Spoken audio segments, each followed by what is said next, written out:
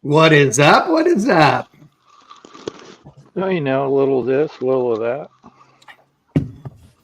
Wickman is supposed to be here, but I don't see him. So he may have been confused by the time because, you know. I think he's confused by Liggett's name. That's true. Liggett didn't change he thought he was in the wrong spot and left. Rebel driver. It's awesome. Actually, yeah, I was trying to do, but I was trying to do a bunch of different things. I had internet issues out here in the garage. Why is it blurry on the YouTube channel? I don't know. Or is that just me? Maybe. You are. Yeah. I'm blurry? Yeah, see, I changed your name. There you go. You're good to go. Oh. That means I can make anybody's name whatever the hell I want it to be. So just so we're all on the same page, right, be a dick, win a prize. That's just it, okay? The fact that Crosby's name is still Crosby is weird, but yeah. I mean, because I should change your name every week. Well, welcome everybody that is tuning in. We appreciate you guys being here. Like I said, Wickman should be coming at some point onto the show tonight, but we have a special guest. And there goes Liggett. Liggett hit the wrong button, apparently. We've got Dave Zemla. Dave, welcome to the show. We appreciate it. Thank you. He's a friend of mine. Don't hold that against him. Oh, I know. No, that's why I'm being nice to him in spite of the fact that he's a friend of yours. He and I are going to exchange stories later, you know. So Dave, tell us a little bit about you and not about the new project, just history. Wow. How do you know Crosby? What's the story? So Crosby and I worked together at Progressive Suspension, right? No, Performance Machine. Was it PM then? Okay, all right. They're all the same company now. So motorcycle wheel company, billet wheels, blah blah blah. Kind of the height. That was his favorite R&D guy. Yeah, well. Yeah, I'm sure. He was my second favorite R&D guy. Anyway, so kind of the height of the chopperness. He was doing some cool kid stuff with actually with suspension with chassis stabilizers. So that was that kind of connected us on other levels, and we've stayed in touch ever since. He eventually said, "Screw you guys," and went and did his own thing, which was hurtful, but we managed. And it had its own. Well, you did your own suspension company or chassis company for a while there, and then started building stuff. So we've stayed in touch, and now that I'm building dumb cars as well, and I had actually always been building dumb cars in the background, but mostly was focused on motorcycles. So right now I'm just focused on dumb cars. So here we are. That's awesome. And hey, look, a Wickman is here. There we go. Now we're all here. Darn. Yeah. It worked. I'm sorry. I'm coming to you from my hospital room. Again? Jesus Christ, dude. Oh. Okay, you can fill us in later. At this point, I know. Yeah. Really? How much of you is left at this point? Tell them just to cut everything off from here now. It'll be fine. I'm fucking done. How about that? Oh. You're in a hospital room. Of course you are. I know. Oh, God. Poor Dave. He has no idea. We'll talk about all of Wickman's ailments later. But okay. All right. So let me ask you, in the bike world, what did you do? What was your specialty? I was a marketing monkey for a whole bunch of different companies over time. So when Crosby and I met, I think I was director of marketing. Man, I don't even remember. For Performance Machine, went on to do the same thing, and then ran the sales department at Progressive Suspension. Those companies are actually all owned by the same company. Right. So they all kind of merged in the same company. I left California about 8 years ago, moved to the middle of nowhere, Wisconsin, and I was VP of marketing for S&S Cycle. Billet engines and cool kid stuff, and then exhaust, and did 8 years there.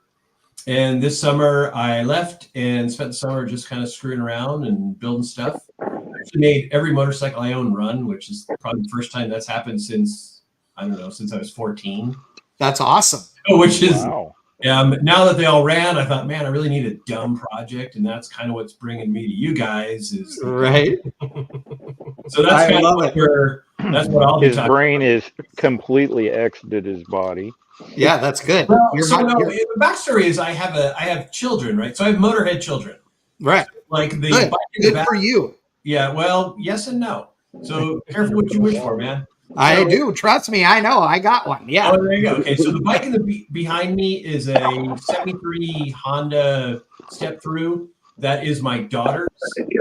So her and I restored it a couple of years ago, and she lives in an apartment, so it lives here during the winter because we get real weather, unlike you California guys. Anyway, my oldest son in Japan drives a right-hand drive Skyline. And has a bunch of mochards. My youngest son decided he owns a detail company and decided he wants to have a car in SEMA at 21 years old.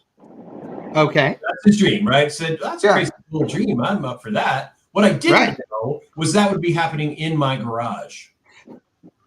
So that's where we are. So we dreamt up this crazy build, and we bought a truck to support it end of December. And, along the way, we had said, hey, this is more skill and money than we have. So we got and actually, that's what brought us to Crosby, because he's given me some good advice. Maybe, I don't know. Maybe good advice. Anyway. I hope so. Yeah. Well, anyway. So we actually have sponsors where we're talking to some big. Oh, wow. Look at that. Right in the hospital bed. That is nice. Yeah. Anyway, so we got a bunch of guys in the industry that are helping us, which has been amazing, right? So we built a little pitch deck. We said, hey, we want to kind of get some help, but I'm not after free stuff. We don't have like a giant following. We're just looking for a decent hookup, and it's gone really well.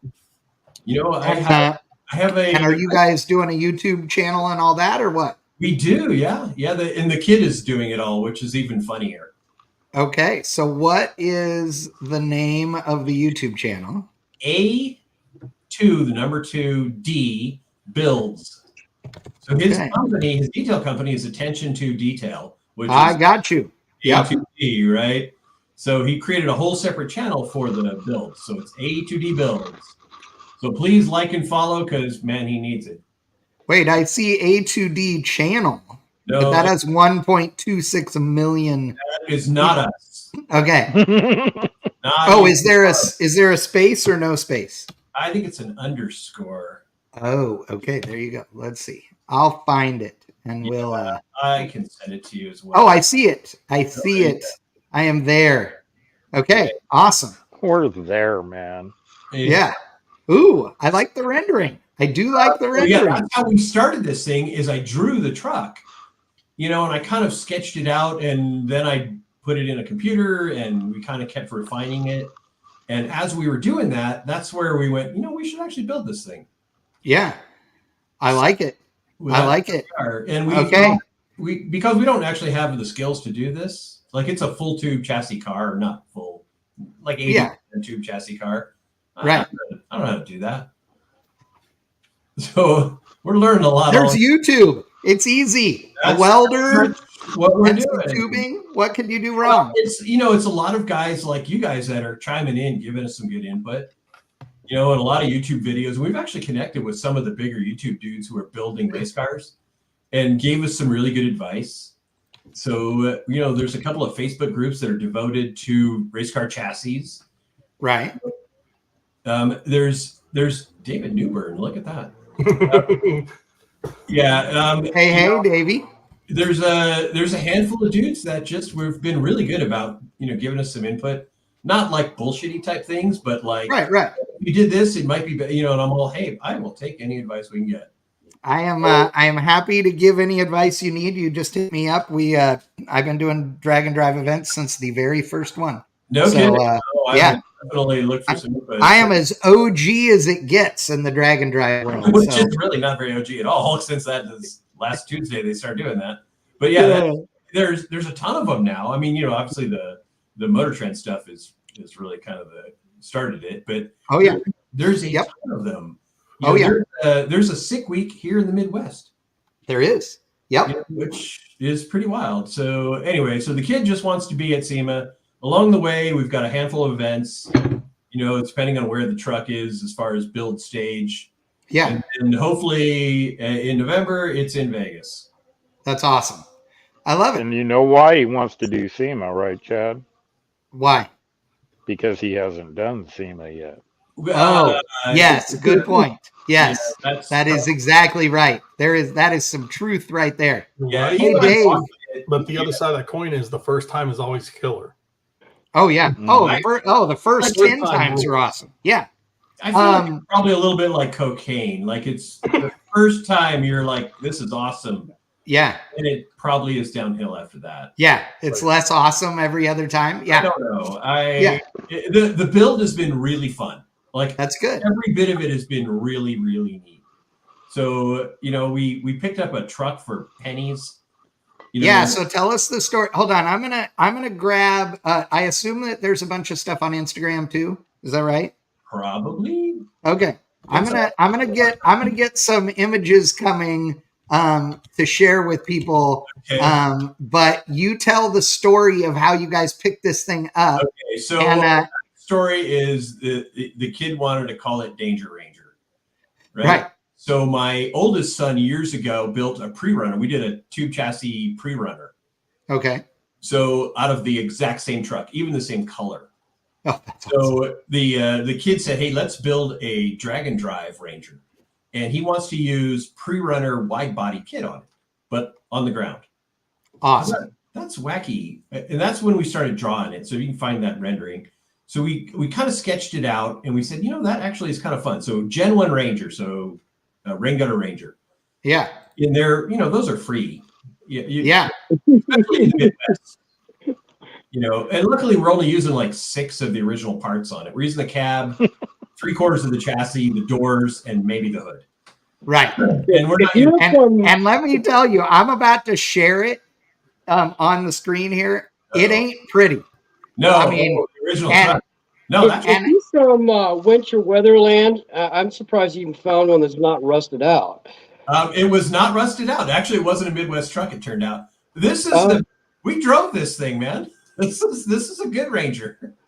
Oh, Hey, I don't. Were you a mini trucker back in the day, like Crosby and I and Wickman? I'm afraid so. Okay, Yeah. see, so then we all approve because of that too. Does this ring a bell? Ideal Minis. Oh yeah. So I was in Ideal in the mid '80s. Right. Yeah, up until like the late '80s when I got a real life. So yeah, I built Right. a whole bunch of mini trucks. Oh my god, yeah, there you go. So that's a kid. Anyway, so the truck we picked it up for like $500, and it was a driver. I mean, not a great driver, but you could drive it. Right. So, was Did kind it of have the Rich Norton 2.9 liter in it or what? yeah, it did. Yeah, yeah, with one severed exhaust manifold. Nice. It sounded really race, So Well, it made a lot of noise anyway. it did. Yeah. Like race, So, I mean, like we weren't using any of the chainsaw parts. race, or Yeah, it was, anyway, we weren't using any of the parts, so I just needed relatively rust-free cab and chassis, and this is spot on. Like, so the fact that it was a driver was kind of a fun bonus. We sold a couple of the parts, and I took the rest of the stuff to the junkyard and got $76 in scrap metal. Nice. Oh. Nice. That's better than most of us done. Yeah. So where did you find this thing? Iowa. Is it just on a marketplace ad or something? Yeah, marketplace. Oh, hell yeah. Come on. Yeah. I'm on marketplace right now as we're talking. Of course. Who isn't? Dude, I spend roughly $100 million a day on marketplace in my head with the things I want to buy. 100%. Right there with Yeah. you. Now, the kids sent me a Fiat project today. We should get this, nice. Dad. Well, oh my God, I can't think of a worse project than a Fiat in the Midwest, right? Yeah. So, Exactly. I'm in Wisconsin. I'm in the lower left corner of Wisconsin. So we go and grab this stupid thing. It turns out it'd been towed behind some dude's motorhome for the last couple of decades. So Right. it has all these weird, like the drive shaft has got a sticker from Arizona. We found an invoice from an apartment in New Mexico. So it wasn't a Midwest truck, which is the only thing that was saving grace. Yeah. And we dreamt this thing up early December. We had the truck right before Christmas. It was gutted by early January, like gutted. And if you're taking a car apart down to the frame, it's a lot of pieces, right? Oh, yeah. It was gutted, and we actually have a guy locally that comes and sandblasts in your front yard because you can do stuff like that in the Midwest. Yeah. So this dude rolls up in a truck in a big blaster and blasted the cab and the frame for me in my front yard in the snow. Yeah. So it was awesome. And what did that cost you to have him do it? $600. Okay. Well, worth it. It costs more than the truck.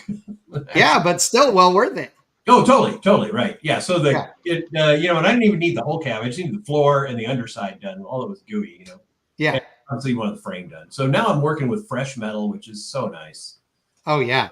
And I built a frame table, which I've never really done before. So that was too old to be laying on garage floors. So I have a big old garage. So I built a frame table and watched a lot of YouTube videos of guys doing it. We set it up. We jigged it on the frame table, centered it and leveled it. And then cab back on, and put a couple of bolts in it so it sat still. I drew the chassis, so it's largely tube. We cut it off about 10 inches after the cab. Yep. And I can't use any of the front end. I'll use the front frame rails, but the front end's a beam suspension. Oh yeah, they suck. The twin I-beam, it sucks. So I'm doing kind of a hybrid Mustang 2. So I'll use a Mustang 2 cross member and a little bit longer Mustang 2 arms. All In American in California is doing custom coilovers for us. Nice. So they're one of the companies that jumped in. They're all, that's the dumbest thing I've ever seen. We're in. Yeah. Perfect. And they built a pretty neat product. So we're pretty grateful that they're helping. So I'll do a pretty custom front end. I've never done anything to that level, but I work in the motorcycle suspension industry. Yeah. How could it be? So it's a couple of more shops. So Crosby can do it. I can figure it out. Right. The rear end is inspired by the Tin Soldier guys. So they use that low prep, long, short arm combo. Yep. They do a really good job kind of sharing their dimensions. I would have just bought their kit, but there was no way to make it work with the truck. Right. So I got a local laser dude. Actually, I was using Send Cut Send to start with. And Yeah. my local dude's all, I have a plasma table. Well, oh yeah. Okay. So I've designed my own plates. Yeah. And set up the links myself. I'm using one of those calculators, so I know where my instant center is. And yeah, exactly. I'm doing as smart as a dumb guy can. So it should be relatively decent. Yeah. It should do exactly what a low prep radial car should do. Yeah. So based on whatever data I'm able to find. Yeah. So, and we've got the cages done and the back half is done. Dude, that's awesome. You guys have been jamming. We're 60 days in. Yeah, we're 60 days in. Here's the thing. So, it's all great lead-ins to everything we're talking about tonight. So tonight's subjects are going to be cars that, car hoarders. And I don't mean people like me who own a bunch. I mean people that have them like piled up in fields and never want to sell them or what have you. And then project cars. And so I have to say, like, the one thing that always just blows me away is everybody that lives somewhere where it snows an assload during the winter. Yeah. You guys get insane amounts of stuff done over the winter because you have nothing else to do. Your choices involve either shoveling snow to try and go somewhere where nothing is happening, or staying in your basement or your heated garage and thrashing like it's your job. Yep. And you build cars in like 5 days compared to that. Is dead accurate. That's exactly how it works, man. And part of it is, because I'm a motorcycle, I can't ride. So I always build. You go, okay, well, that's when I wrench. And we'd build a couple of customs or do something. I built a bunch of air-cooled Volkswagens. And, this will be the first really batshit crazy build we've done. But, man, that's what winter is for. And it's the inverse. Like, you failed if you're wrenching during the summer. Oh, I agree. Yeah. You failed. You should be out having a good time. Yeah. Well, so it's interesting. So Newbern just said, he made a comment in the chat. And if you're watching right now, dude, like whether you're on YouTube or Facebook, it doesn't matter. If you comment, we'll see it. So Newbern says, I've went to many yards where the cars are too far gone. It's super frustrating. Yeah. Because you go to places that haven't sold anything for 40 years. And then all of a sudden they decide they're going to sell stuff. By the time they decide they're going to sell stuff, half the shit is gone, And that's just annoying as hell. Now, I will say that Liggett is like the king of like finding the car collections and wrecking yards. And, if you don't follow Rebel Driver Scott on YouTube, anybody that's watching, you should. So it's Rebel Driver's Garage. If you follow him, you're going to get some cool junkyard crawls, also tech and some fun builds. But I will tell you that he finds wrecking yards like you wouldn't believe. And ultimately, because he's way nicer than the rest of us, apparently, like people let him go look at their private collections of junk. And like, he goes, no, I won't tell anybody where it's at. And they let him walk around and look at stuff and take pictures. And I mean, half of the time, like people are losing their minds because they want to go see this stuff. And they're like, he's like, I can't, sorry, but Chad, check out that picture I just sent you. The thing is I'm finding out is that if you own 10 acres of land in this part of the state, you have to have like 500 cars in your backyard.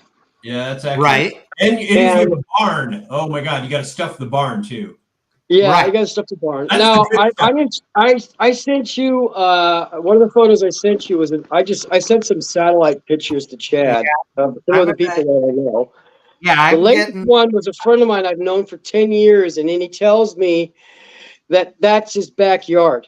I've known him for 10 years, and I never knew that he had that. That's what he calls the farm.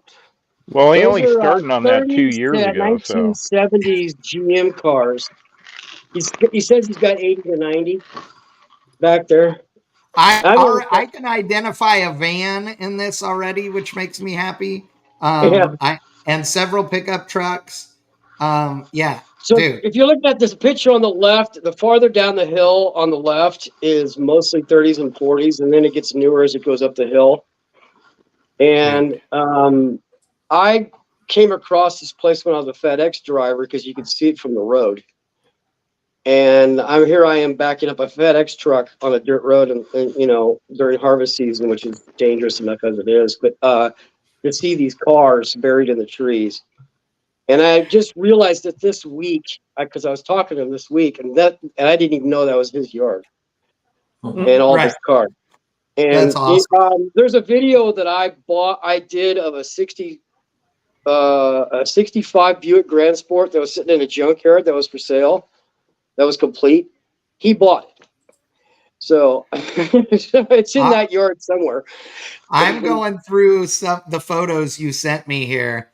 Oh, okay. 65 Impala. Yeah. That is a 65 SS, 400 horsepower, 409 four-speed car that he wouldn't sell to me for 25 grand. And that car, Butch died 2 years ago, and that car got sold at scrap weight without the engine trans. There's 2 other 409 cars in this setup, and one's a black coupe, and the other one that's behind the black coupe is a 63 Biscayne. This is one of Butch's squirreled away cars that he had. That's a 69 Impala SS L72 4-speed. That's an L78 68 Camaro. He had all this stuff squirreled away. I love the panel paint on this thing. Yeah, How rad that one is was that? missing since that one hadn't seen the road since 1978. That's awesome. You can love it all you want, Chad. That Impala is not. Yeah, that's one of like 20 cars. This is one of his big deals. This is a Jim Miller built Boss 429 that drag raced back in the 70s. Dude, I drove a Jim Miller built Boss 429. The one that that Brett had was a Jim Miller built car too. The guy that owned this had buildings all over the place, and he used to have a junkyard that he closed. And those things drive like a dump truck, but they're awesome. Trash truck. Oh yeah, I'm sure they don't handle it all. That's another L78 car that he had squirreled away for 30 years. Yeah. And so all of those kinds of things where people have these, crazy, cool, rare cars. Like I give them a little bit more credit if it's something cool that they have just sitting, in the garage or whatever. But when they've got them just parked on the side of the house, that's when I find it incredibly annoying. Well, you see what he had in the buildings, which are some of the pictures you saw, and then you go out to his yard, and he's got a 66 Chevelle SS that's an L78 car sitting outside. Yeah. It's falling apart. It's actually sinking into the ground because there's a sinkhole underneath of it. Newburn, there you are, my brother. And this is one of the cars that was in his yard. A 57 Chevy 2-door. He had like 4 or 5 of them. Another 65 Impala. That's the other 409 car. Behind it is a 63 Bel Air 2-door post 409 4-speed car. And a wagon and a 56 or 7. Yeah. No rust whatsoever. Yeah. There's a little bit on these, but not for Nebraska. My friend bought this car from him. So what he would sell and what he would not sell are different things. This is his yard. At one time, that entire property was filled with cars when it was a junkyard. Jesus. So all these buildings you see in that photo. Let me ask you, so look at this car, right? So here we got this Pontiac. This thing, the graphic is crazy cool. So this thing's obviously got a lot of rust in it, but generically speaking, is Nebraska pretty okay for rust compared to some of the other snow states, or what? No, they saw the snot out of everything. Yeah, because that's the thing, is that some places, like I know guys that have cars that you see in Colorado and stuff that are Eastern Colorado. Yeah, and they're totally fine. Colorado is far less rusting in Nebraska. Yeah, that's weird to me though, because you just think snow and think it has to be rusty. Well, the snow's not. Yeah. Well, it depends on what they do with. I mean, The road See, prep. Eastern Colorado is drier too, Right. because they're on the leeward side of the mountains. Like this thing looked like it came out of a river. I would There- drive that with wheels on it, and that would all be Oh, there was Perfect. nothing left of it. So, You both are calling out Eastern Colorado. Chad, those photos I sent you that are in your Yeah. email, that Yeah. is an Eastern Colorado yard. Oh, Yeah. okay, gotcha. yeah. I'll Like get to those in a all second. this stuff. This is a guy that lives. It's a small town. He used to have a car dealership in a small town about 20 minutes from here. And he's got like 3 different properties that he's got cars stowed all over the place. And he has a ton of Vegas and I Monza. remember when we posted these on Bang Shift and everybody lost their minds, and you're like, yeah, sorry, none of them are for sale. You know, Yeah, he's kind of a weird guy. He'll sell these off when he needs money. Monza's. I Yeah. know. Like see, I like don't there's know, like man. there was like 12 or 14 Monza type cars all piled in the trees. That's Yeah. that's one of his properties that you can see with all his squirreled away cars. I came across this guy in a small town that had all these Hudsons. Jesus, look at all this. Yeah. That's this guy used to build Gibbon bodies, fiberglass bodies back in the 80s. Oh, okay, gotcha. And I stopped to look at his property and he gave me a tour. And Flatty anyone? He has more V860 flatheads than I've ever seen in my life. Well, there's 5 there plus a banger. Yeah. Wow. And he also has a 57, if you look scroll, there's a 1957 Chris Craft. This is a kit boat that Chris Craft used to make. Most people put outboards on it. He put a V860 with dual carbs on it.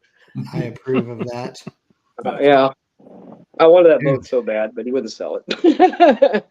Look at all the cabs. Yeah. See, all this kind of hoarded stuff is truly all amazing, that's gone now. You know, and all of that is gone now. Really? There's a building sitting where that property is now. Yeah. He's Did sold they? it all up. Okay, so they did sell it all at least, but not for it scrap. all went up in auction. Okay, good. That building right there is gone that are leaning up against. Yeah. So that was his original shop. But he kept an old shop that he had behind it, which you saw like that 36 Ford was in. Yeah. And he's still building cars out of that when he's not playing with his grandkids. But, you know. Wickman made sure that we saw another good Ranger here. Right. I mean, because this one's just beautiful. Wickman, I know you want this. Good air quote. At least it's laid on its nuts. Oh! But It is. Yeah, that's the same body style I'm working with. Actually, that's a 92, so it's the next gen because you see the bumper. That's around. almost got too much paint on it for Wickman, though. I know, that's true. Yeah, so this one is the Mini F-150 is what this is. So this one, this era, the front bumper and headlight and turn signal treatment was literally like a shrunk down version of the F-150. Exactly. Yeah. So, yeah, that's interesting on that one. Okay, so you Post that said Kawasaki picture up. The what? The what The- picture? The Cowie picture I sent you. No, you sent me a side-by-side thing. Yeah, it's a Cowie. Oh, okay. Well, that doesn't count as a count. Side-by-sides are side-by-sides, and they suck. That's not a side. He's snickering. He already knows what I'm looking at talking about. Scott's channel. How to install McLeod RXT twin. I'm actually watching that. I'll be installing one of those soon. Nice. There you go. Yeah, okay, it's in the car now behind me. Here's the what Crosby's talking about. So there you 5 go. minutes to 8, I was standing in the engine compartment putting the intake manifold on. Oh, yeah. Yeah, the backstory on this thing. So I worked for S&S and we built a turbo kit. So Kawasaki's sport car is the only one that's not turbocharged from the factory. Right. You know, the Polaris units and the other ones are all turbo. So we built a turbo kit for it, which was really dumb. But it made the car at least semi-fast. Right. But we had a bunch of other dirt cars. So I thought, you know, and we're back to this, it's winter, man. What do you do with your time? So last winter, this is one of the cars we built. So I said, hey, what do you think if we put it on its nuts and go race it autocross? Right. You know, it's like And by this time, it was probably like November. It's 30 degrees. We're losing our minds. Everyone's all, yeah, it's a great plan. Let's do it. So there's a guy in California named Russ Wernemont, and his kid races these in like the Baja 1000. Okay, gotcha. Suspension guru. Yeah. I talked to him. I said, here's what I'm doing. He goes, okay, just give me an eye-to-eye length, and I'll build you coilovers for it. He goes, stance the car, put it wherever you want it, or wherever you think it might work, and like I do, right? And he built me coilovers for it, and they were badass. So that's awesome. Formed the car. We did an aftermarket A-arm because we needed adjustable A-arms, because it decambered violently as soon as we lowered it this much. Oh, so, yeah. So that tuned it all up. I had to do a chassis brake to kind of tighten it up, and we actually raced it, and we beat all the Miatas. So I didn't even know how autocross worked. Like, we didn't understand how the cones work.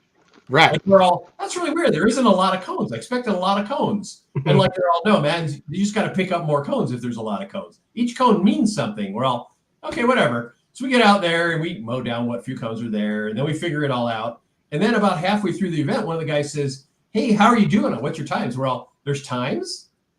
That's awesome. So the big clock when you hit the finish line, did you see that? We're all, no. So we realized we beat every single Miata.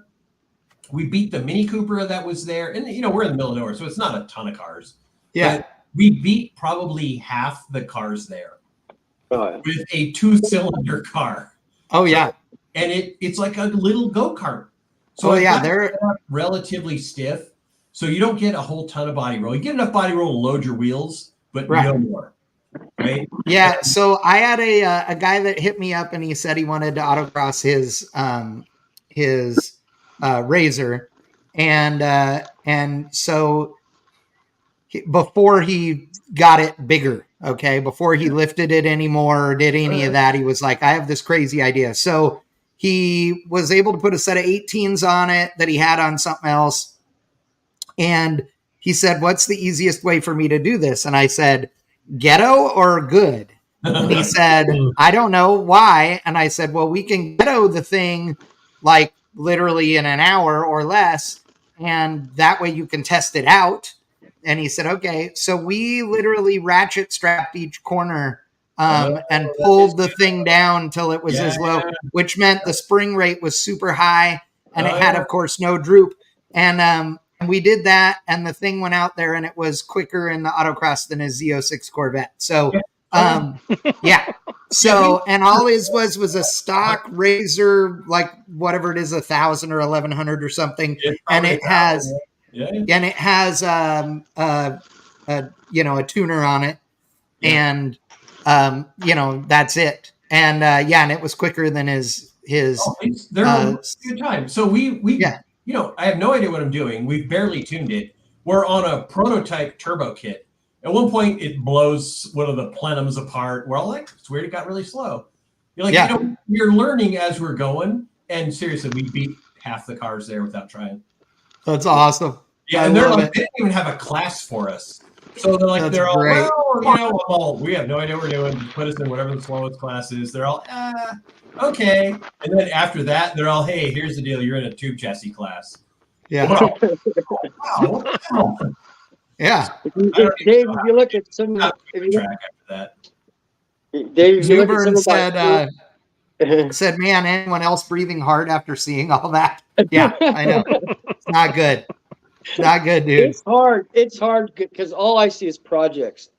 I go to a yard like that, and we saw 2 yards in one day. It was 4,000 cars is what we saw. Rotting carcasses are one thing. Projects mean you're actually working on them at some form or fashion. No, but he saw potential. The 27-year project sitting behind me. Is that what you're talking about? Do you look at the car and you go, "Oh, such a shame," or do you look at the car and you go, "I wonder how much money it'll take"? That's the difference. Yeah, there are some that like you just go, "Oh God," and then there's as Chad would say, all of it. Yeah. It's like the how much is it going to cost? All of it. Yeah. That Pontiac we were looking at with the cool stripes, that's easily savable. Oh yeah. Oh, yeah. One of those, like, My late 30s boss had cars. my boss had a Wait. 70 Chevelle that I thought was completely unsavable, but he would build it because Yeah. that's what he does. So, but the that T37 Pontiac, that's what I thought was kind of cool. It was an actual T37 Pontiac Le Mans.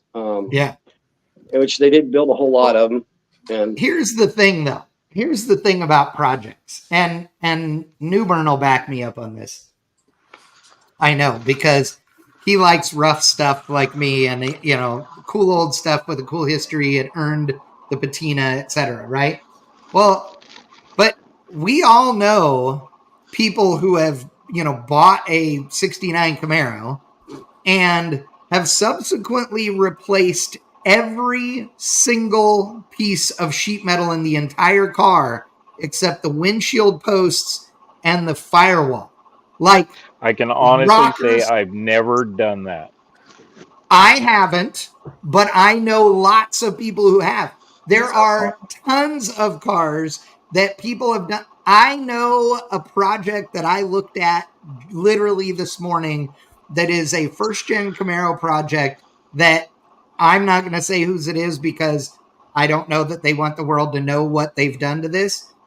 This car was unsavable by everybody's measure, okay? But it still had the trim tag on the firewall and the VIN tag on the dash and what was left of it. And it's a good, rare car. And it had the engine and trans and the rear end still in it. This car now, the only thing that is left of the original car is the kick-up of the original frame rail and floor section that is behind the back seat going up to the top of the axle. That is the only original part of this car. They put an entirely new floor and everything in it, all as a one-piece deal, and a new firewall, etc. It was unreal how, there's none of this car left. There isn't 8 square feet of sheet metal that is original to this car, and it's crazy. Newbern says, I will never do that. My friend Chase is doing that with a fastback Mustang. It doesn't have a rust-free panel on it. Yeah. I'm with you. I we're can't. doing one right now. We're doing a 66 Chevelle SS right now, and it's the guy's high school car. Yeah. And the only part that's going to be original of metal on the body is the substructure. Yeah. Part of the firewall and the substructure. The entire floorboard from the toe boards to the tail panel has been replaced. The roof, we're waiting on a roof panel because it looks like somebody dropped like a cinder block on it, and it's rusted.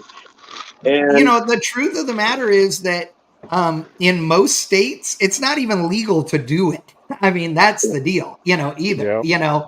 So it's nuts. But at the same time, here's the one thing that I think we sometimes forget, and that I learned from a dude in Canada, okay, Brent, who owns Half-Ass Customs.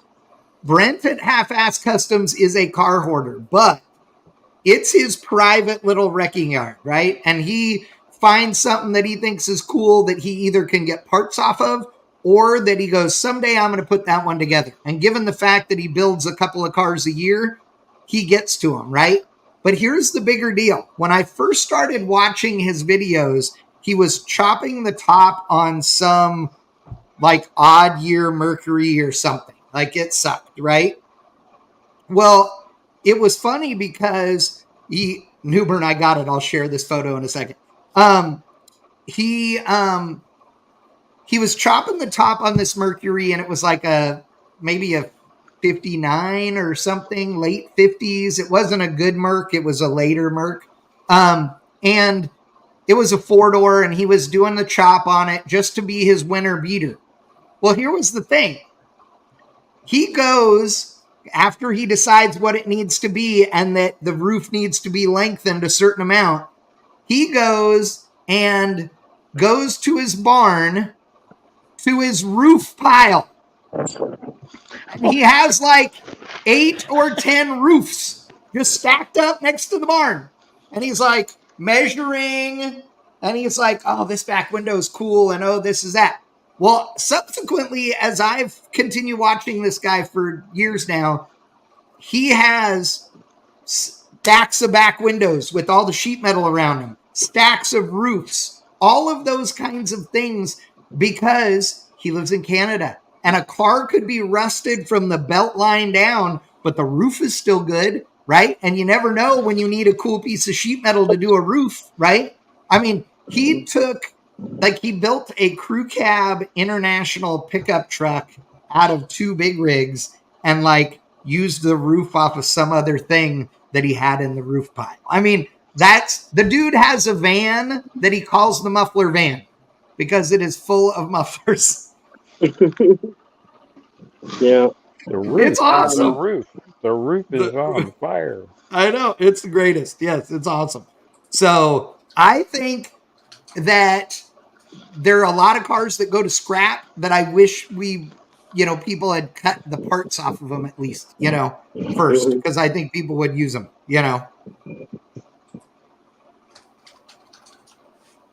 Newbern needs to build an autocross car so me and him can go head to head. Why? What would that look like? What would Newbern build? Yeah, I don't know, but it'd be fun. If Newbern built an autocross car, so he has drag and drive Mustang, he has multiple Tri-5s and a bunch of other stuff. If Newbern was building a pro touring car, I hope it's pink. Dude, if he was building a pro touring car, I want him to do it out of the Honda. Of course you do. I want him to use the Honda. Oh. I want great. Actually, you could be able to go around a corner without lifting the inside tire off the ground. That'd be good. That'd be awesome. That would be A awesome. Pinto hatchback with an LS in it. Oh, dude. No, 2.3 with the turbo. Leave the 2.3 is great. No, it's not. Oh. It is. It's okay. It's great. Spectacular. Spectacular. Do what? Chad, how many times did I think I ran it like 27 times at one event, the 65 and Powell. Oh, yeah. And I was having such a great time. I got a BFG sponsorship. Yeah, that's the idea of a rusty car in California. Yeah, there you go. That's true. Yeah. Hey, did you buy the orange wheels? Did you buy a set of those? No, that's McIntosh's car. Oh, okay, gotcha. Yeah, those orange roller wheels are kind of cool. Yeah, they're cool. I'd never used them before. I didn't realize they had little ribs on the tread, so you won't drive on them. Oh, right. Okay. Newbern says my 57 is an autocross car now. Okay, let's do it, Newbern. Okay, hold on. With a big block and a blower in it. Remember, I'm all good with that. Let's do it. I am too. I love it. I hope he was autocrossing it with the little skinnies on the front, like with a drag tire. Okay, this is Newbern's buddy's Mustang that he was talking about. It's right here, and he ain't lying. Okay, and he's proud of it. It has repro door jams and pillars. That's where I would quit right there. It has quarter panels and the roof tin. I'll do. Yeah. It looks like the rockers are mint. It has all new floors. So, dude, literally, there was a point at which this thing wanted to fall apart. It had so little holding it together. Wow. Now you had to put blocks underneath it with come-along straps to pull it back straight. Yeah, exactly. So how is it in this project, right? So riddle me this, Batman. Right. How does it rust out the front side of the quarter, but the wheel houses are okay? I don't get that at all. Right? Stuff holds water, man. You should see stuff. It holds water. You get a little dribble in, because the door rubber goes bad. Right. Something like this, because it's clamshelled pieces. Right. Freaking holds water. Yeah, it leaks down from the back window right into that hold. Yeah. Yeah. I do remember my Murata. It was ugly, but it wasn't rusty outside, right? Right. The reason that car went away was because at some point in time, a ladder or something fell and punched a hole behind the C pillar, and Washington State rain, that car was breaking in half right in front of the leaf spring hangers all the way across the car. Sounds Wow. about right. Look I at have a this. question about this car, Look at Newbern. this. All of this is done, and I don't see mini tubs in it. Why in the wide Well, it may world of not have gotten sports? there yet. It may not have gotten there yet. Yeah, But he's put the back floor in it and didn't put tubs in that's it. true. That's true. You're right. Yeah, Newbern, we need to talk to your boy. Okay. Yeah. Well, but okay, but Obviously, okay, it's not going to have a big enough tire on it. Yeah, but in his defense, okay, I mean, he is a Ford guy, so, whatever. I wasn't going to go there, but now that you said it. I mean, he is doing, yeah, look at that. Newbern said it right before I did. He's a Ford guy, weirdo. Yes. Tri-5 guy in the Yes, Camaro guy thank going you for very broke much, tire. David Newbern. This is why I love you so much. Oh, my The God. only thing worse than Ford guys. Say it. Mopar guys. Say it. Yep. Oh, they're full. And Dave is down here, dude. Zemla's like, Well, the Hold Mopar on. guys never get anything done because they're too busy playing Dungeons and Dragons. no way. No, You no. are very lucky I don't turn around and show you both pressed hams right now. Hey, I love the You know I love you. Zemla joins us tonight, and he's like, man, I'm the guy with a Ford Ranger, and I'm not getting rid of it. Ask him I what am motor not it's got getting in it. ripped on. Ask him See? what motor it's got in it. Yeah. What so, motor does that God's Ford motor have and in it? LS in it. It's It'll have an LS. LS in it, of course. I'm a Volkswagen guy, so I got nothing to say, man. Oh, no, Volkswagens are awesome. So it's going to have an LS, I assume? Yeah, it's a LQ4. Okay, gotcha. Single turbo or anything else, or what? LSA supercharger. Ooh, nice. Okay, that'll work. Yeah. That'll make good power. That'd be fun. We're estimating 7 at the wheel, but we don't know what we're doing, so who knows? It'll be perfect. This should be fine. Chad, you need to talk to him about the rear end that's in it, though. Uh-oh. What? Why is it an 8.8 in it? Oh, yes. Perfect. Leave it alone. It's great. an Explorer 8.8 with LSD, 373 gears, disc brakes. Yeah, I would. I'd put a spool in it for sure. It's a drag and drive car, though. Yep, put a spool in it. Yep, Really? 100%. Drive with the spool on the street all the time. It's the only way to go. Well, what do you think it's going to weigh when it's all said and done? 3,200 or something? So the stock truck only weighs 2,500 pounds. Yeah. So, and I'm using no body. Right. And yeah. And see, it depends on the class as to what you're going to have to weigh. So let's say you had to weigh, let's say they want me to weigh 3,000 pounds. Yeah. So let's say you got to weigh 3. You could put put one of the 4-pinion, the Eaton True Track. If you put a 4-pinion True Track in it, that'll live, and you can get them with you can get them for 35 spline axle, I believe. So yeah. I think that the 8.8s are 31, aren't they?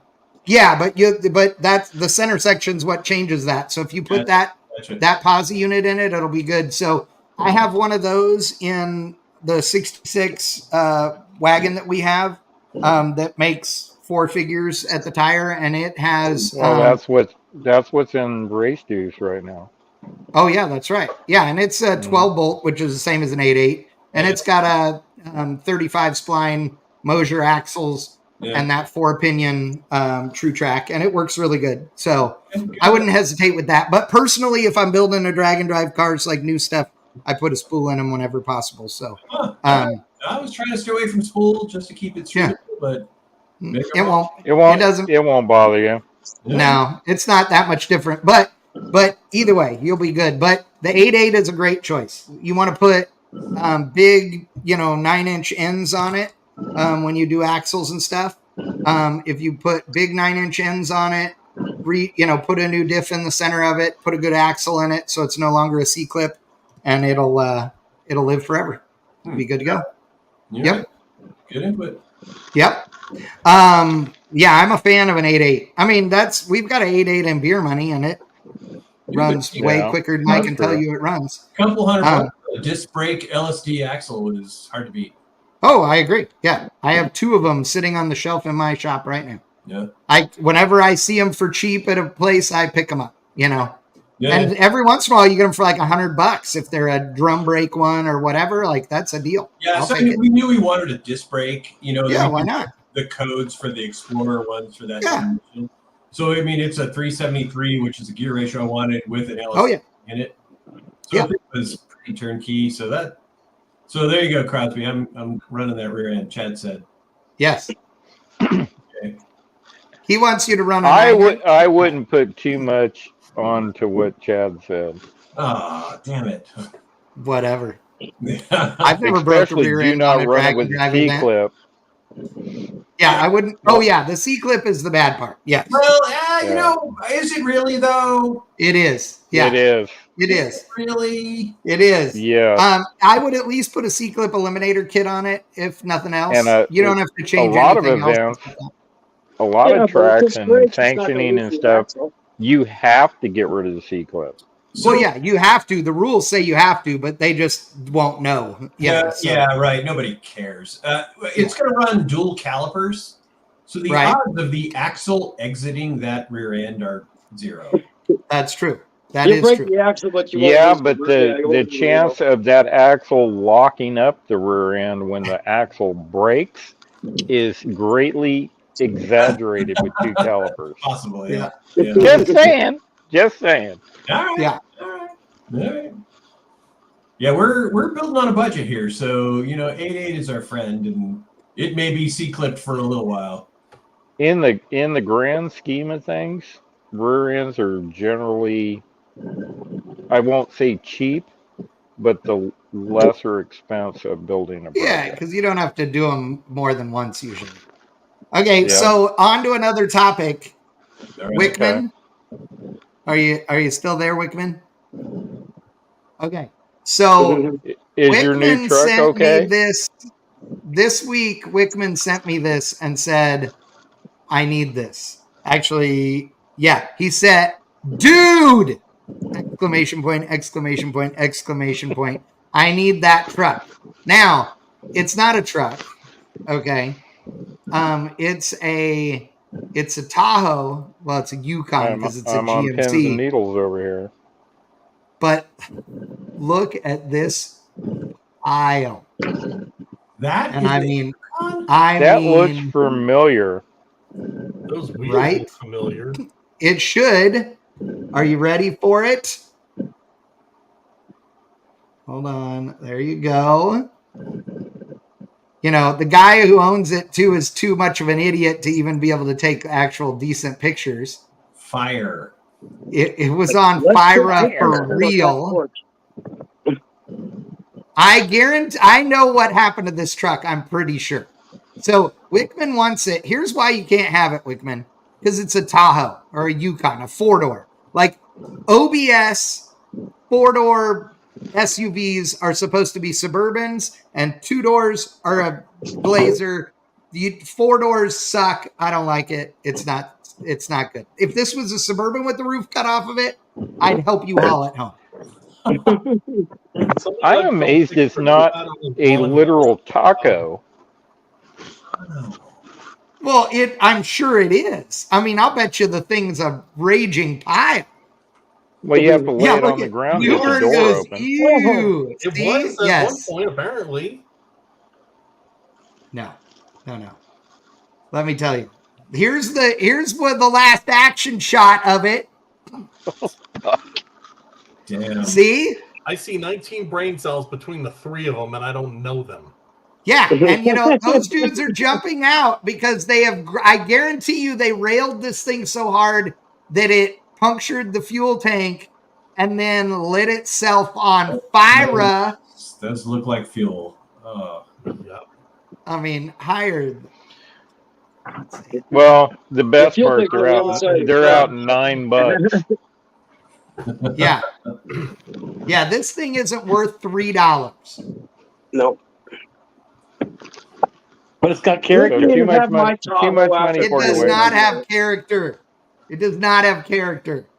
If I if said Whitman wants no. my Rex Tahoe, he can have it after Okay. I pull him over out of it. Yeah. I'll give it Bad Chad can make something out of it. to him. There you go. Okay. You leave everything burnt on the back. You repaint everything that's purple white, and you could call it campfire. That would work for that burn How the burn many Toyota trucks from the do you fire. Not for own that. right now, and how many states are they in? Okay, I'm going to go back in the history books here for a second with Zimla.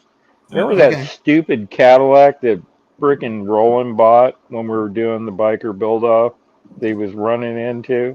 Was I it would the take Cadillac or that Riviera? car. It was a Cadillac. It was an Eldorado. Oh yeah. Remember that thing that he ran into with the forklift? Hurry up, dude! Come over here. Roland's doing something. No, that was terrible. It was terrible. Newbern says I'd road trip it, but I wouldn't own it. Okay, fair enough, Newbern. So yeah, If All right. if it ran and drove, which I know it doesn't, but if it did, and Wickman said, "Hey, go get it and road trip it home," I would totally do it. I mean, it's good The content, pro- right? Man, Yeah. you don't want that at your house. oh yeah, can't park at my place. Yeah. Yeah. The honest salvation of that thing would be a burnout rig. It's well, the Cadillac we told I like that. what was Roland's cousin's name? Oh, Barry, right? Lendl. Lendl. Lendl. Yeah. We told him to get rid of it, so he took it around the corner and parked it. And the next thing we knew, the sheriffs were at the shop saying, "You need to come and get it." No way. They wouldn't even pick it up. Yeah, Lendl was a farm boy. Yeah. We were in the middle of From- Orange County in California, and they did not think From Iowa. he was from Iowa. Yeah. So what? And it was a limo. No, Or just a it was a Cadillac 4-door that they bought for the last biker build off that I Yeah. did with Roland that I wasn't supposed to be involved in, Right. and ended up finishing the whole frickin' bike while they were jumping bikes at Metzger's house. And every time they had a still camera on me, every time it came on because it had a little red light on it, I Yeah. sat there like this. Nuh-uh. The I Cadillac swear was a to- prop. It was just a prop. They bought it for a couple. and they of lit it on fire. Him and Tom Foster, and yeah, it was That's a awesome. shit show. That was the biker build-off days, man. I don't miss that. Yeah, that was the no regrets bike. I think he still has it. Mm-hmm. Hold on. That bike was horrible. Hold on. I got to look up that bike. So the It literally Oh, came yeah. down to 11:30 at night working on that bike, and I had Wink on one phone. I can't remember who on the other phone, trying to get it started up. Had a bad map sensor. That's it. Yeah. That was one of the first. Roland was riding it around. Look at the exhaust. Roland was riding it up and down the street, and he comes back, and I go, "Your foot's on fire." Nuh-uh. I swear to God. So they I think built that's the frame. I think it's a cool looking bike. Yeah, it's super cool looking. So Yeah. Roland was racing. He was a TC250 road racer kid back then. Yeah. Oh yeah. So that's kind of his jam, was that feel, which you can Right. see the tail section and everything. So like he's starting to build Harleys now, and obviously the factory frame wasn't going to work, so they built the frame from scratch, built a swing arm from scratch. So the engineering, the build quality, and it's really good. I mean, it's a neat. Oh no, it wasn't.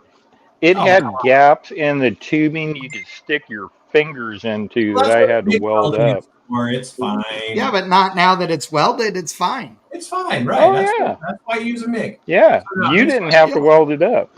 No, No. I was hiding No, in my I did office not. because you guys were yelling a lot. No, it's a neat bike. Then there was a ton of those that Crosby was part of or victimized by, depending on how you look Right. at it. Roland, Awesome. like the first month that I'm there, Roland comes walking into R&D, and he has an Easy Rider magazine, and he's got a big smile on his face, and I'm like, you don't read Easy Riders. There has to be some story here. Right. And he puts it down on the table. He opened up to the forum, and it says, "Will for God's good name, will somebody bring 250 GP back so Roland Sands will leave Harleys alone?" No way. Oh my And God, he that's took it as great. a badge of honor. Yeah. He was delighted by that. Yeah, he was totally delighted by that. They built some cool bikes back then. I mean, I think he's probably still building stuff, but there was some cool bikes built back then. The first bike I built with him was Grande Moco, a suicide shifted 124-inch, the green bike. Oh, dude! So they put a drag slick on the back of this thing, and With a suicide shift and ape what hangers. was it called? What was it called? Grande Moco. And the rocker boxes are acrylic. Yeah, you can right. see through them. Unrideable, absolutely unrideable. But they put I see Roland on. It's really a neat looking bike. They put Roland on it, and you got to take your hand off the bars to shift. Except it's got a 10-inch wide slick on the back of it that's trying to change the direction of the bike. So he's got one hand hanging on the bars, and he's trying to shift. Yeah, there you go. Me and Roland were the only ones that could ride that thing. Unfreaking rideable. And then he sells it to some prince in the Middle East. Dubai. It's gonna, and this guy had bought a lot of his bikes, so he realizes this bike's gonna kill the dude. So I had to change the rear wheel, a whole take bunch of suicide off it. Yep, yeah. So yeah, it's super cool looking bike, but man, watching that thing go down the road, and it's like 10 o'clock at night when they finally get it running, and we're on this little cul-de-sac in an industrial park. And like everything echoes off of everything, and it's got no baffles or anything. And oh yeah, there you go. So, that was at Irwindale, wasn't it? Yeah. And the bike is just wiggling its ass down the road as he's trying to shift. So we're all cool, I guess. Well, there's the Glory Stomper. Yeah, that was that's Johnny, isn't it? I don't even know. You don't even know. I think that's Johnny Chop. I just saw Glory Stomper somewhere. It says that the rocker box covers are bulletproof glass, aka they're acrylic. Yeah. They leaked like a sieve. Yeah. No, they're cool. It is a good looking bike. Mocked up. It was that was the very first project I worked on with him.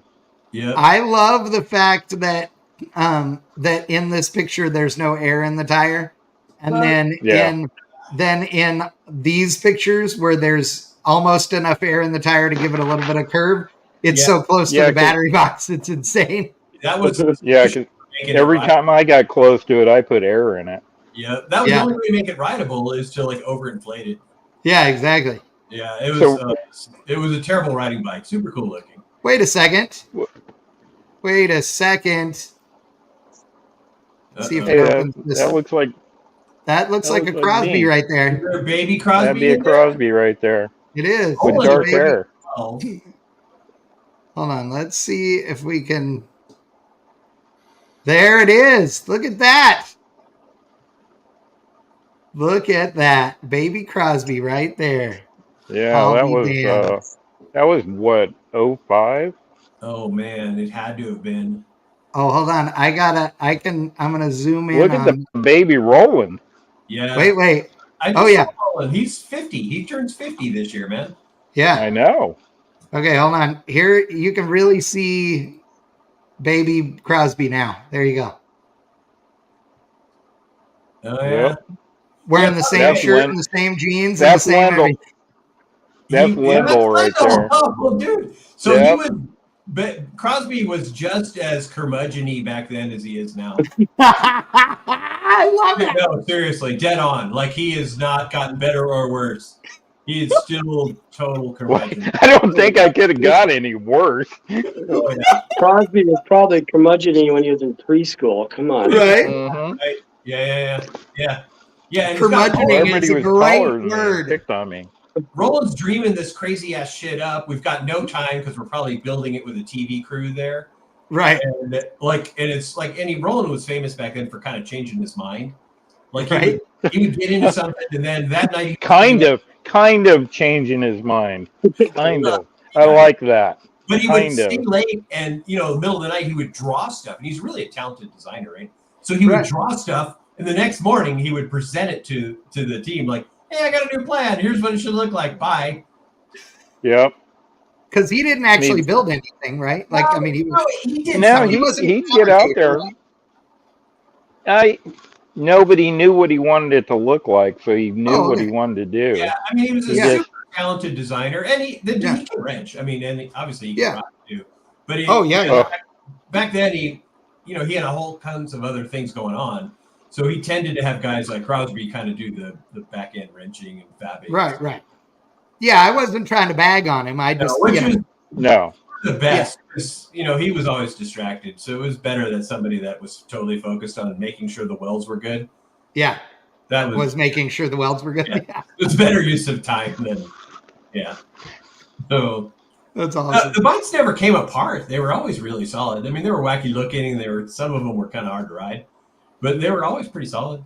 So, right. So we always had good guys actually doing it. That's awesome.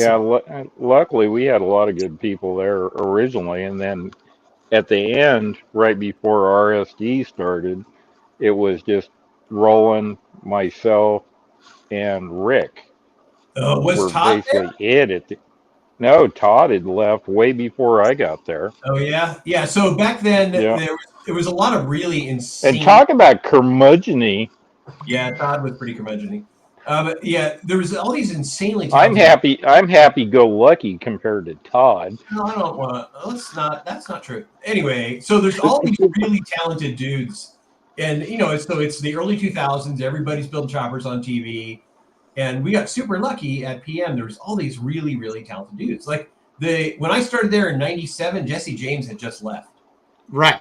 So really, really great talent is cruising through there. Some of them left, started their own shops. Actually, a lot of them left, started their own shops. But right at that point, the company got sold. Gotcha. So it was sold to a private equity firm. And that's kind of what bore RSD. So they said, hey, if we're selling the legacy, which is there's 2 kids, if they're selling the legacy of these kids, and they had always assumed this was going to be their thing.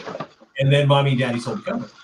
Right. So they created RSD kind of as, hey, this is what you're going to do going forward. So gotcha. That's where James, is that his 3rd beverage? We're going to have him into a program. Yeah. Anyway, so yeah, that's kind of where Crosby kind of walks in, not knowing. Are you counting? Yeah, I am. Yeah. Well, could you get up every time? So it's really distracting. Anyway. I can still hear you. I have my headset on. Oh, damn it. Anyway, that's where Crosby walks in, and man, the shitstorm that he walked into was spectacular. That's awesome. Oh yeah, it was fan freaking tabulous. It was the Roland wanted me there at 9 o'clock in the morning. Then Roland had decided to stay until 10, 11 o'clock at night, and I had to stay. Yeah. Oh, nice. Yeah, it was that was a good time. I mean, that was kind of that peak of the American Choppers and all those other guys that were building wacky bikes. All right, thank you. So it was fun. I'm laughing at Wickham because when I said how many trucks do you have in how many states, he started sending me pictures of them where they said. I didn't even know one of these existed. How did I not remember the Ford? That has been added to the deal with the C10. Oh, okay, gotcha. God. Yeah, I'm not even going to do it. I'm afraid to ask. Yeah. I'm afraid to ask. Yes. And there's still a Mazda sitting in Arizona. Yeah, I was going to say a Mazda is not in that photo either. Yeah, I'm dealing with the other stuff and trying to find a photo for it. So it's all good. I mean, you are in the hospital after all. I have to say, why are you just in the overall dedication to the show. Yeah, absolutely. Thank you so much. Appreciate it. Yeah, so For those that are not aware, like Wickman is like an old rusty Mustang that needs all the body parts replaced. And recently had to have like kidney surgery to remove a kidney stone the size of a baseball and like other things. So now why are you there? Well, the procedure basically when they went in, they basically broke up the stones to remove them. Well, one of the pieces was too big and has now blocked the drainage tube from the kidney to the bladder, causing an infection and all kinds of stuff that goes along with it. So right now you feel like somebody's just been punching you in the kidneys for 2 days or what? Yeah. Awesome. So I sit in the room. They admitted me. Actually, I was at work today and started going downhill around lunchtime. And I said, I called the VA and they said, told them what was going on. And they said, go to the ER. That was it. There wasn't kind of like, but I'm like, no, go to the ER. So I went there, checked in, and they started running tests. They did a CT scan and found out, yeah, you've got some shit going on. And it's like, how are you walking kind of thing and all that. My blood pressure. Tell them that you're in a constant state of hurt all the time, so it really doesn't matter. My blood pressure was 85/52 yesterday afternoon with a heart rate of like 109. Trade. So wait, so your blood pressure was like the oil light is on, but but you were at $9,000. Right. Yeah. So the oil pump's history. Wow. Yeah. And his dipstick hurts. Yes. Exactly. That's kind of that's blood pressure and pulse. What I had when I was dehydrated a lot, but you know. So I had all this issue. Then I went to the Grand National Roaster Show, walked that whole thing for 3 days. Come back, I'm in the ER 2 days later. True. Yeah, but you had a surgery scheduled. It was fine. Yeah, then I had the surgery the following week, had the stent removed yesterday, and that's when all the other shit started going downhill.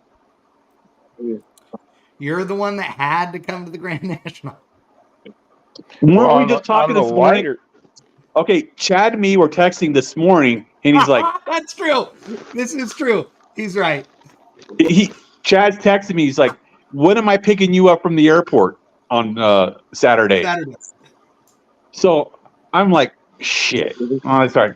Because this weekend is LST, Lone Star Throwdown. It's like one of the biggest truck shows in the country is this weekend. And Wickman has not been here for the last 2 because he's been in Colorado living now instead of Texas, like God intended him to be. And so I was just being a smartass, and then he starts looking at airfare. Yeah. And I almost bought one on Frontier. I'm glad you didn't now because... Yeah. I would have been fucked. Yeah. What, Spirit was booked or what? The only thing that was coming up, the cheapest airfare was Frontier. Dude, that's why, you know what? Frontier, I heard about a new program they have actually. So, you know, they have a thing like you can bring your carry-on if it'll fit under the seat in front of you, but anything else you have to pay extra for and stuff. But that's how you can do really cheap flights. But they have a new discount. If you bring your own ratchet strap and they don't have to provide a seatbelt, you get $5 off. Yeah, Frontier. They run like the oldest airplane. Keep the fucking door on. How'll that work? Hey, you know what? No, wait. Rebel driver Scott was about to say, aren't they the oldest fleet of airplanes? Yeah, but you know what? That may not be bad because I don't want to be on a 737 MAX right now, and it's brand new. Oh, yeah. Let's get on an L-1011 that was purchased. Just don't sit by the door. You're okay. L-1011. No, nobody even knew it was a door. The door is not a door. It was just a hole. The plug in it. Somebody forgot to tighten the bolts on. Oh, God. Minor details. I laughed when I saw that, and they start talking about the bolts, and one of the guys like, yeah, they apparently didn't use any of the locking fluid, he called it, and I'm yelling at him going, use the green Loctite! Use the green Loctite! Okay, after the Roadster show on Sunday, I had dinner with Joe Haber, from Arizona. Oh, nice. And he got talked because he's working in Chino on a they're reconditioning this aircraft, a 707 or some shit like that, to put back in service. And they're going through all this stuff and they're doing checks and all this stuff, and it's basically like they're throwing money down an endless pit. I mean, it was just It's a it's a hopeless Who cause are they trying to bring this building plane it back. for? Coletta? Yeah, I was going to say, who would they? Which 707 was it? Like, was it a The U.S. Air Force RC-135 with like $10 million worth of spy equipment in the back, or what? no, I'm there's not only- sure. Joe can give you all the details on that. I don't know aircraft that well, so If it's not but, military, there's only been one other flyable 707 in recent memory, and it's the one that Travolta owned that used to be an ex-Qantas plane. Yeah, I remember. I don't know. Yeah, and that was his private plane that he flew. I mean, because he is a pilot, he flew all their own stuff. So, I know that nobody on Earth owns more 747s than Connie Coletta. Yeah. A couple of years ago, he bought 12 more, and that was like 8 that actually flew, and 8 or 9 that flew, and 3 that were not flyable. And they disassembled them and put them in another one of his cargo planes and hauled it to home because he flies a huge fleet of 747s. I don't know if it's still true today, but in like when McTaggart was in the military, Coletta was the number one transporter of military goods in the world. And he shipped more military stuff than the military did. I confirmed that back half, that's for sure. Yeah. Whether or not he was the most, because at that time they were still using Volga Depnir. They had them on contract for anything Europe and Southeast Asia. Yep. They had what's the other one I'm thinking of? Silkway was another one, because that's when I first saw an IL-76. They had DHL. I mean, you may have heard about the one that got rocketed out and had a DHL is Coletta also. So all DHL planes are Coletta. Yeah, that's why the funny car has DHL on it. Okay. Yeah, that's why the DHL deal. DHL doesn't write him a check for the race car. They just write him a little bigger check for all of the flying he does. For, I mean, it's like the richest man in drag racing is Connie Coletta, and not by a little bit. Like all the other fuckers are broke dicks compared to Connie. Like he could buy and sell every single professional racer. Period. The only one that was close, as far as I know, was Johnny. His head just went out of his name just went out of my head. Used to run for Schumacher. Damn it! You know who I'm talking about. Yeah. But Coletta is a jillionaire. We need to have cargo. That's stupid money just to make your day to day. Oh, 100%. Ironically, I don't think he's had a pilot license since the 80s, and still probably aged out. That's the thing. Commercial pilot. He doesn't have one eye, so yeah. I forgot what airport it was I was flying to, but I remember like looking out the window and just saw like this entire row of just Coletta aircraft sitting on the tarmac. I was just like, I couldn't believe how many were there at LAX, that one they airport. have their own whole terminal at LAX.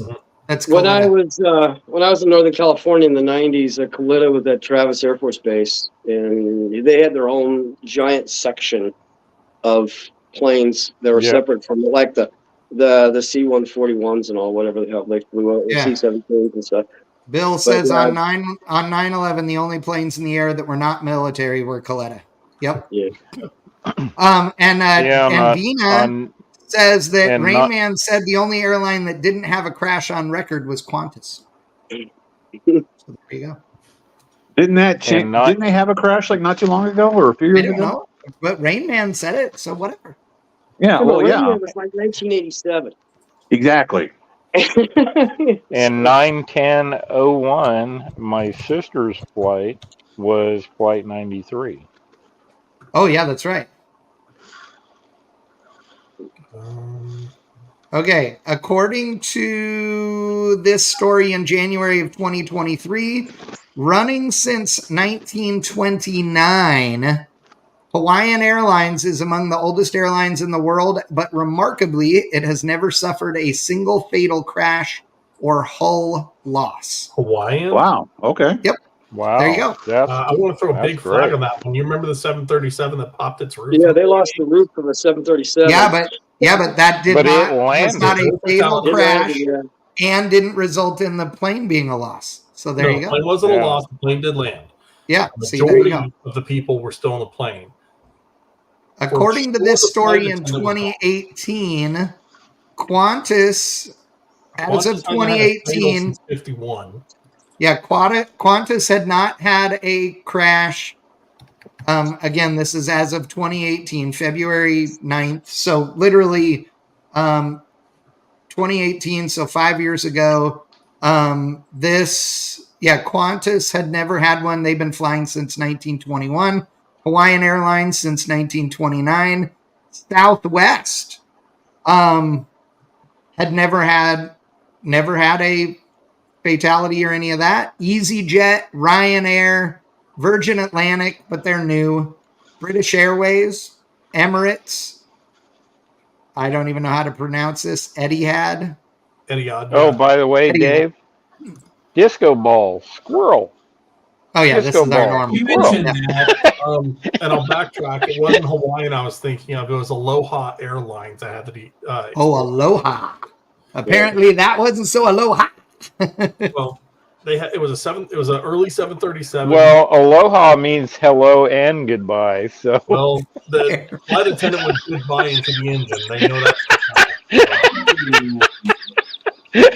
Sorry. Crosby, you're going to hell. Yeah. Moving on. You're going to hell, Crosby. I didn't make it up. No, that's Not true. wrong. He just Just went ahead and pointed out on the last. facts. I'm just Captain Obvious here. Jesus Christ, I help have us. so many friends Wow. in aviation Okay. safety accidents. I think that now that we've gone completely on the tangent of airplanes, it's time to call it a day tonight. We're an hour and a half into this shit show, and we're like, Yeah. I sent you photos. You haven't We used them. did I an did. update on the Oh no, I Chinese didn't. Okay, fire. hold on. Let me show McTaggart's photos, and then we're calling it a day. I also forgot put about a link McTaggart's for another photos. one. It's in the And private. before we get completely sidetracked again, if anybody Yeah. can help out Zemla with his project, please Oh, yeah. do. Well, yeah, let me know what you're doing and all that, dude. I'll help any way I can. Okay, so this was from McTaggart. What Okay. where the hell is this? It's a jillion acres. It's What in the huge. what? So I've known about this property since '99. It has not changed. I don't think anything's come in or gone out. I'm gonna guess that's 10 to 15 acres. It's sizable. Based At on least. those buildings and stuff. Maybe more, but yeah. So I cropped the photo to eliminate the main highway that runs along it because I don't want anybody getting bothered if this is a private deal or not. Yeah. It is in eastern Colorado, east of Colorado Springs. That's all the hint I'm going to give. I know exactly where this is at. Yeah. This is actually about somewhere between 5 and 10 miles from where the girl I dated in high school lived. The last time I saw this place was 2013, and they had a sign saying basically call and schedule your appointment to come walk in. And to this day, I still want to go out there and do that. Oh hell yeah. But this is dry desert area. You are Yeah. an hour 10 at least from the mountains. This is high desert. This is plains. This is exactly How what you far want. is that from you, Wigman? Well, if he's in the area that he's talking about, it could be an hour and a half maybe from me. Oh, Uh, that's relatively close. remind me where you're at, Wickman. I'm in Lakewood now, so I'm like 4 miles from Vandermeer. Okay, so this is about 45 to an hour northeast of Colorado Springs, roughly. Oh, so I was thinking going east towards Lamar, which that is No, not. this is more like heading northeast towards Lyman. Okay. So yeah, that puts it even closer Lyman. to me then. But this, I spent a this lovely afternoon in that little spot. This is just peaceful rolling grassland in the summer. The stuff used to is taken in winter when everything looks like shit. But from what I have seen from the road, this is like a mixture of everything 50s to early 80s American. Nice. Take your pick. And then in the private chat on here, I sent you the link for the bank shift thing I did for the one in Missouri, which has Oh, better I forgot photo. about that. Cat out real quick. The I have to. Okay, so raise your hand if you have ever went to find or to look at cars that were on somebody's property and had a gun pulled on you.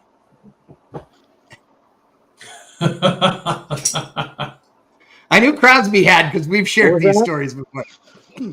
Have you ever went to look at a car where you were not invited and had somebody pull a gun on you? Twice. Shot at. Oh, Not the same car. Same guy though? No. Oh, okay. Two different Rusty, events. I 56. I didn't know somebody was pointing a gun at me until I heard the familiar song or sound of, and I was like, We all know "Don't that sound. shoot." All right, Crosby, did you send Chad the Ranger pictures? No. No, I didn't.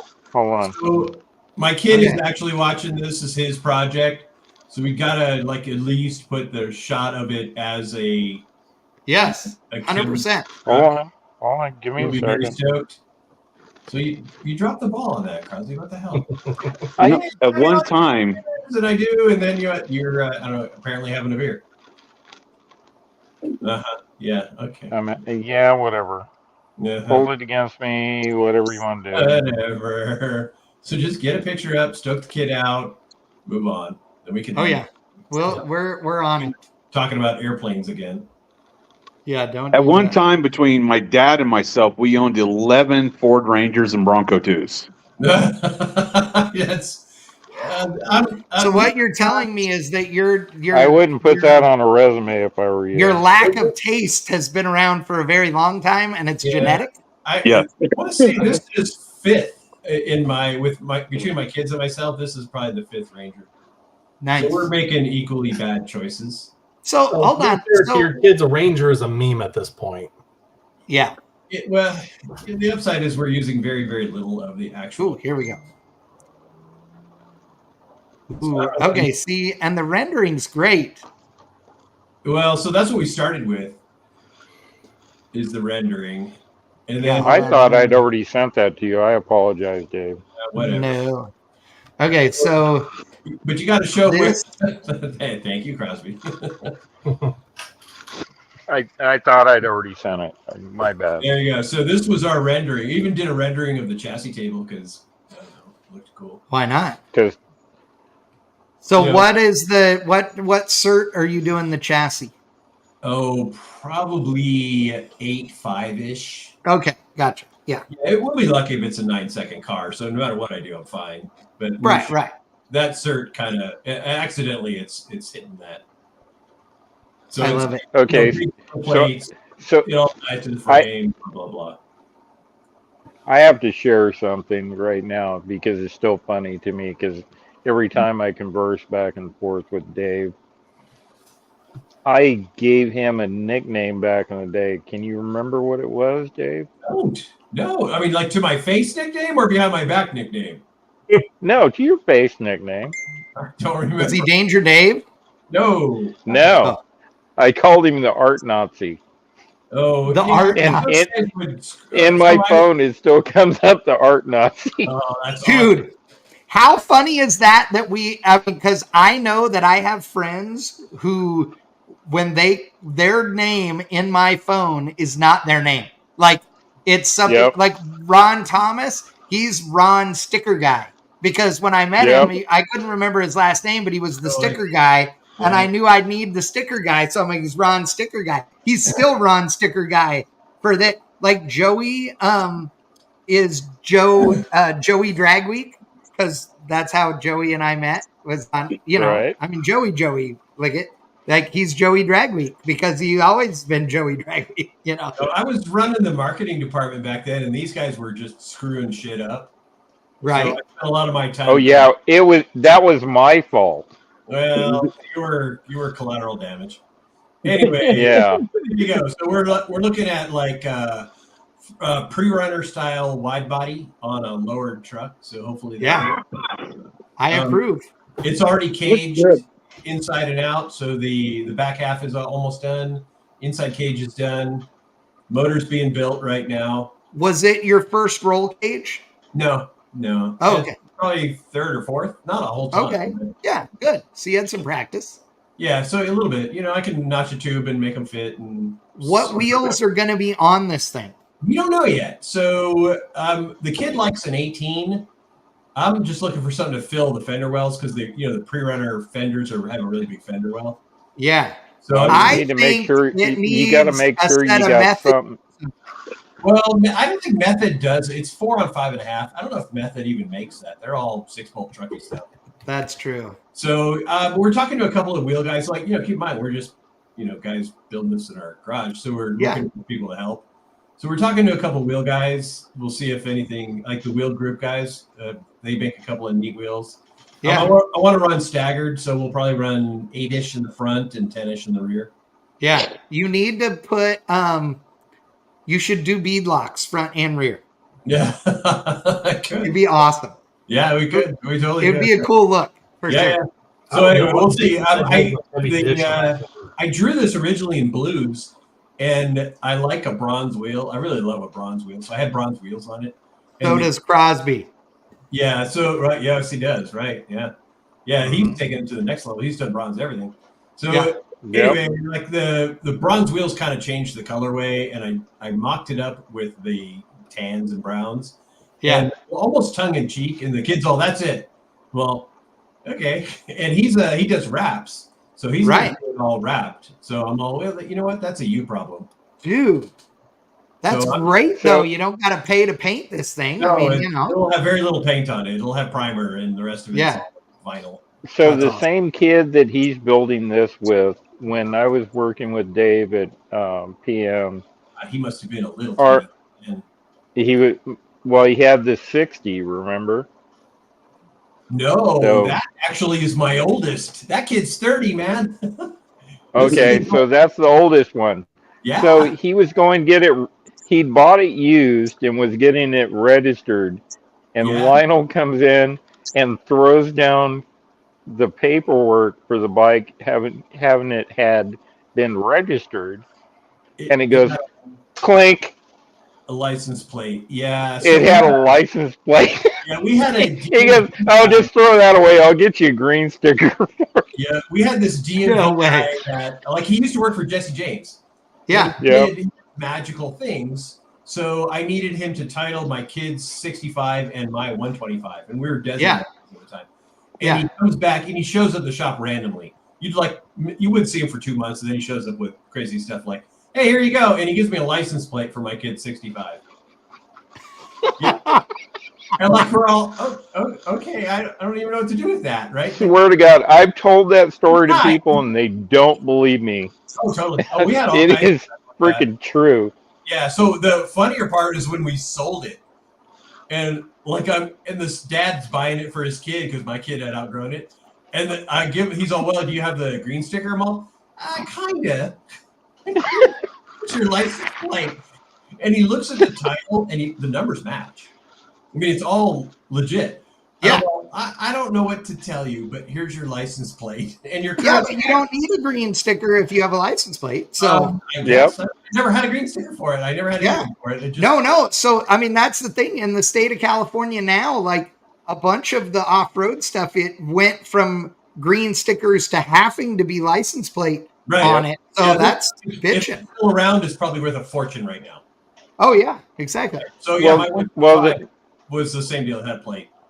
That's awesome. The No Regrets bike, it had a license plate on it, ironically, didn't have a headlight, didn't have a tail light, didn't have a kickstand, didn't a have VIN. street tires on it. It didn't have a VIN either. So It didn't yeah, have a VIN either. yeah, this guy would do kind of magical things, and we just didn't ask any questions. Yeah, there you go. And That's it. and the no regrets bike, we got hate mail from people on that thing because it was built out of a anniversary bike. Remember Yeah, that? right. Yeah, the 03 Oh my! bikes were a big deal. They were all special paint and blah blah blah, and that's just what the donor bike was.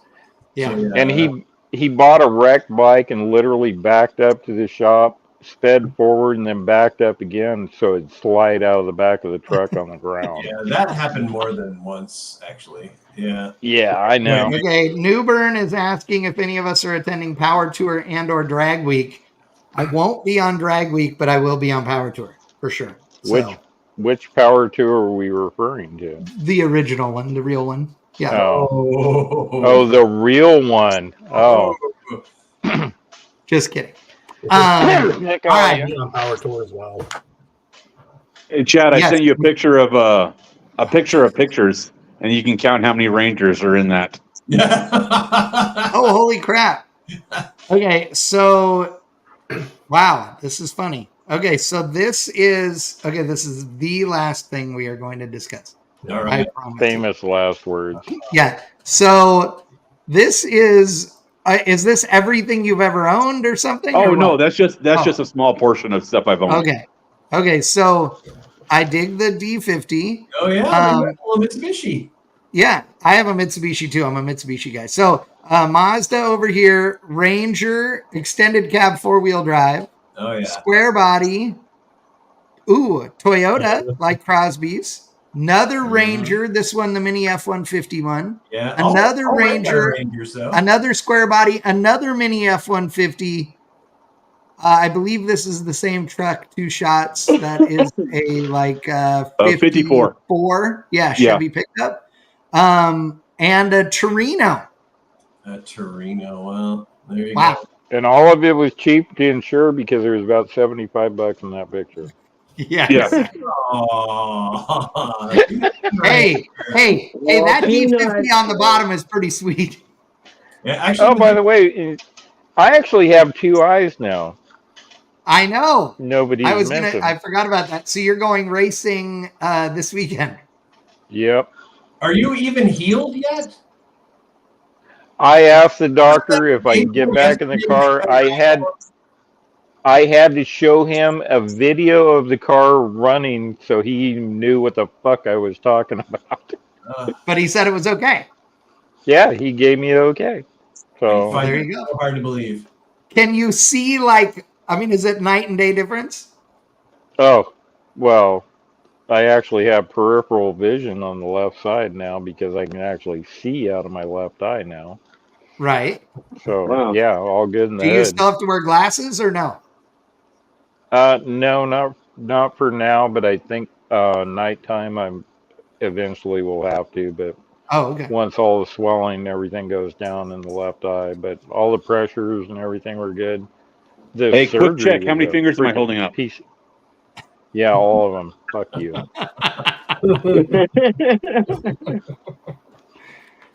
So you What have does a this wait, look good. like? You, What you're trying to piss a rock through? so you have a whole new lens. Oh no! See, No. You're gonna escalate this. Please man. don't. So you have a whole new lens in your eye. Yes. I have two new lenses. I have one on Yeah, the right. the other one eye on the done a left couple now. months ago. No, a year ago, almost to the day. Has it been that long? It's been What? a year. Oh, Jesus. Yikes. Yeah. All right. You're calling it. Yes. Yep, we're calling I'm it. calling it. But I appreciate everybody. Dude, Dave, you're totally welcome anytime. Thank you very much. I look forward to the. And keep us. I subscribe to the channel, so I'm going to pay attention. All But right. if you,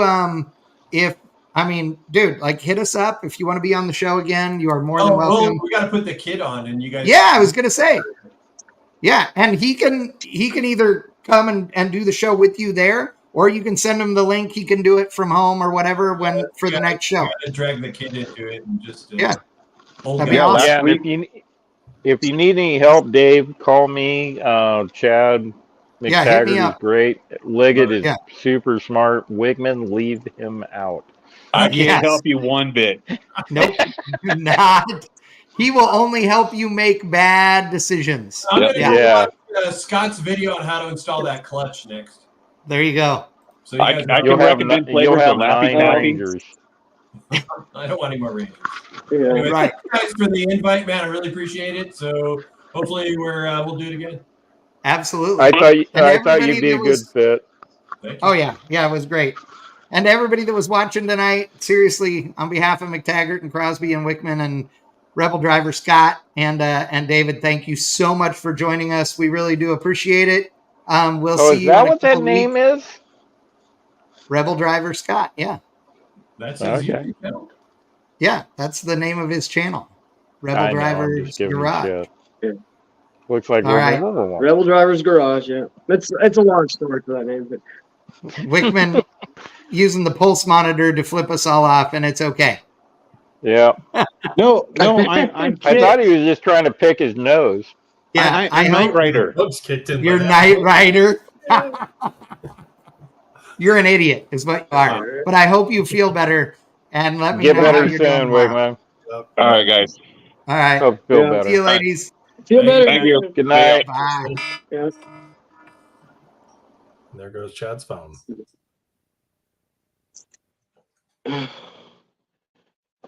Yeah, mine just lost signal.